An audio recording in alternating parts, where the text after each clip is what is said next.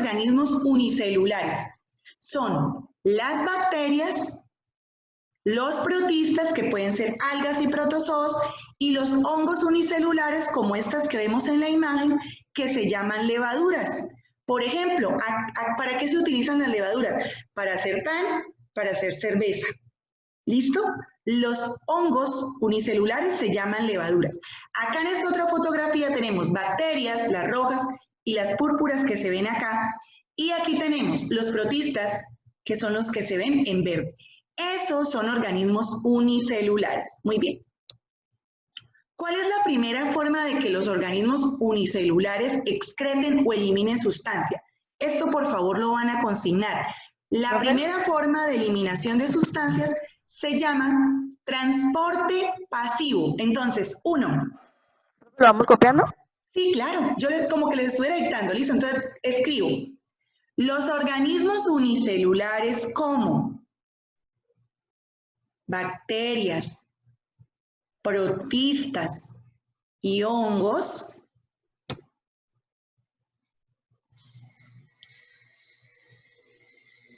excretan mediante 2 puntos.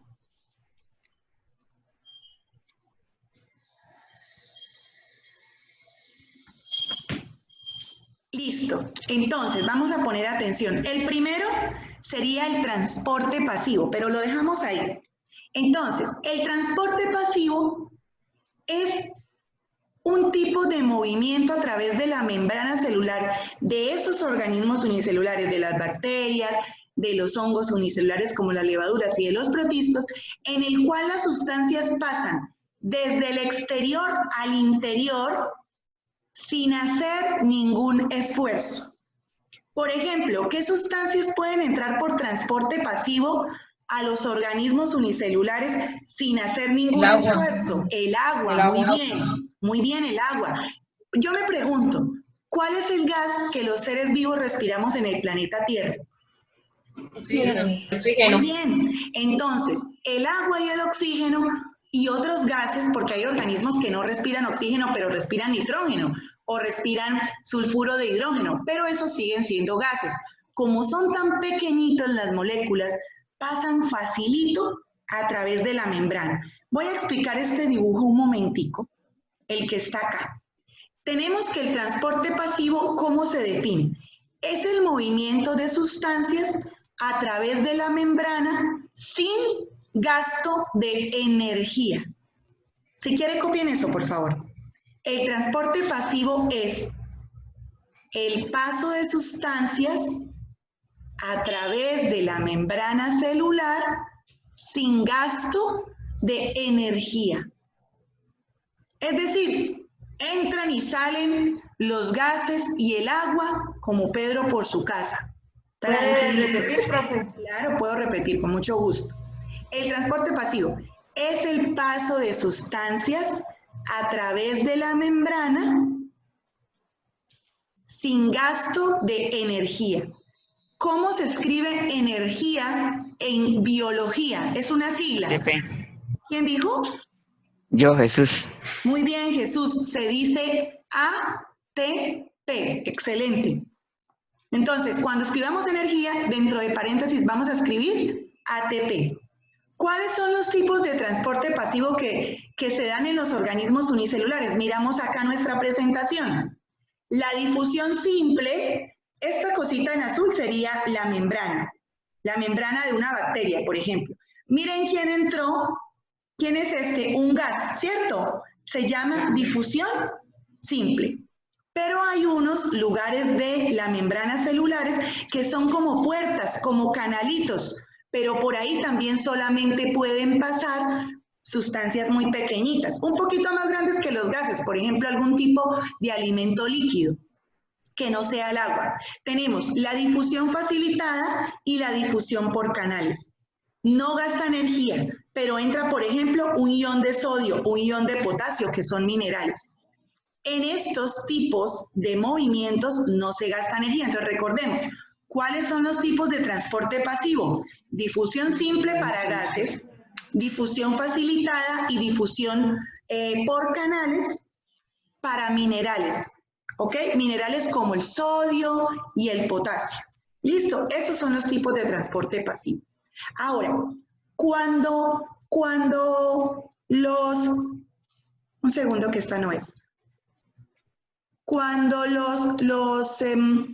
las moléculas que ingiere la célula son mucho más grandes, va a suceder otro tipo de transporte. ¿Quién se sabe el nombre? El transporte activo, ¿no? Activo. Muy bien, el transporte activo. Bueno, resulta que algunas cosas que ingieren los organismos unicelulares y que tienen que excretar, ¿cierto? Porque nosotros comemos y luego tenemos que excretar lo que comemos mediante la deposición de la materia fecal. Tomamos agua y tenemos que botar esa orina. A los organismos unicelulares, así, siendo tan pequeñitos, les sucede lo mismo. Necesitan, de alguna u otra manera, tienen que excretar. ¿Qué pasa con eso? A ese tipo de movimiento que sí gasta energía, cuando algo muy grande va a salir o algo muy grande va a entrar, hablando químicamente, ¿cierto? De moléculas más grandes, se le llama transporte activo. Entonces copiamos ese. 2, transporte activo. Y lo vamos a definir. Es el paso de sustancias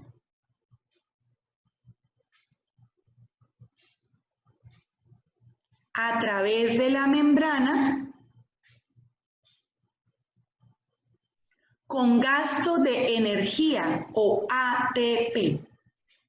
Repito, transporte activo es el paso de sustancias a través de la membrana con gasto de energía o ATP. Bueno, aquí en la imagen vemos que aparece el ATP. Tanto para salir como para entrar, las moléculas hacen mucha fuerza. Esa fuerza se le llama gradiente de concentración.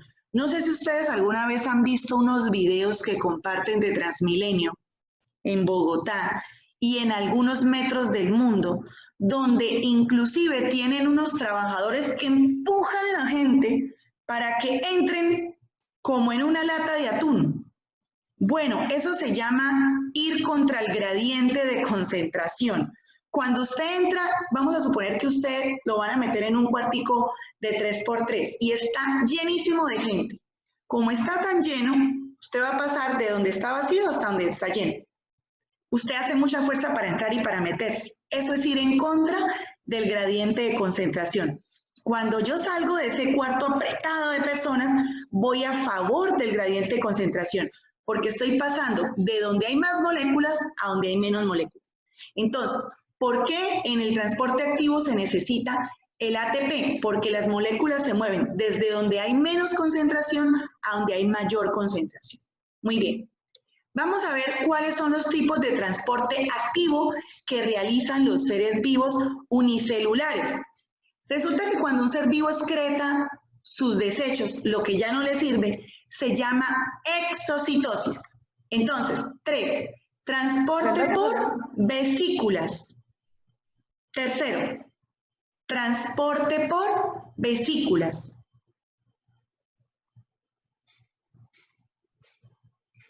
Entonces, No está cortado, no se escucha nada. ¿cómo? ¿Alguien más no me escucha, por favor? Está cortado. No, se escucha bien. Escucha Bueno, no te preocupes, Santiago, mira, si no se escucha, igual yo voy a subir este video al Classroom, ¿ok? Bueno, no se preocupen, entonces. También puede cerrar la transporte por imagen para que no vesículas. la haya lento. Listo. Y chicos, no olviden apagar los micros y solo abrirlos en caso de preguntas. Entonces, el transporte por vesícula, ¿qué es? Es la formación de bolsas. Estoy dictando. Es la formación de bolsas internas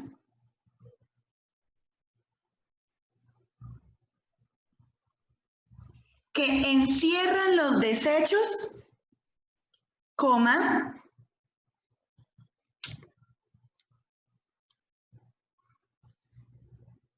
los llevan hasta la membrana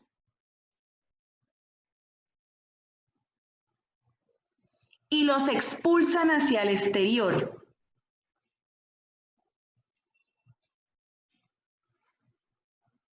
Coma.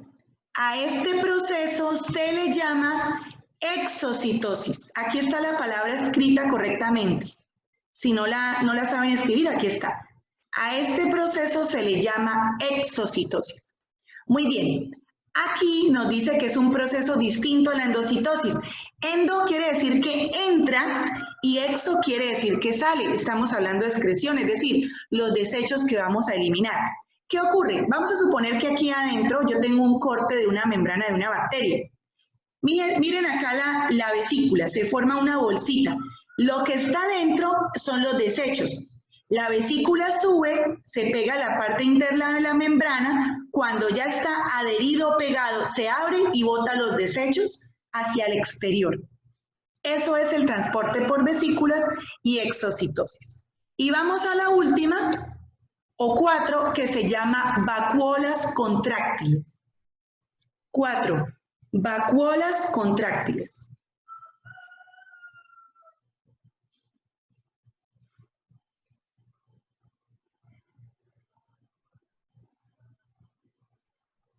Listo, muy bien.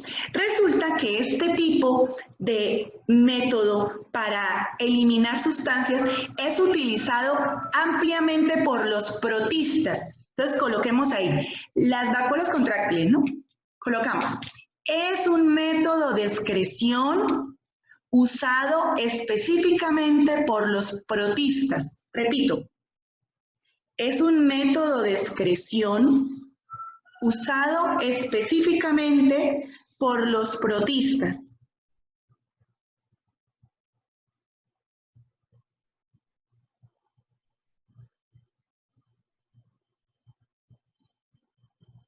Listo.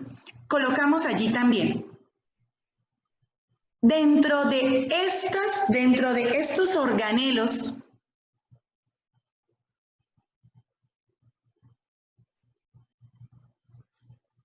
se almacena agua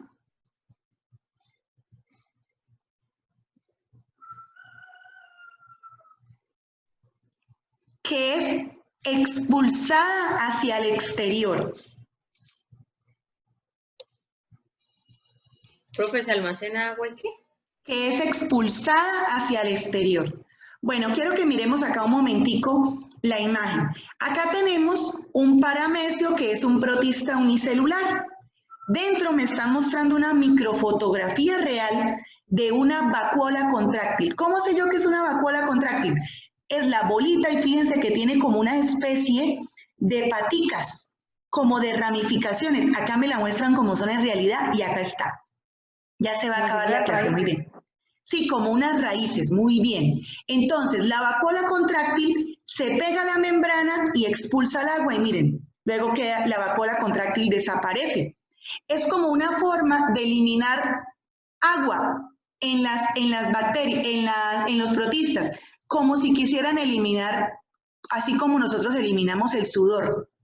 Listo, igualito. Esa agua, ¿cómo, mi amor? ¿Cómo?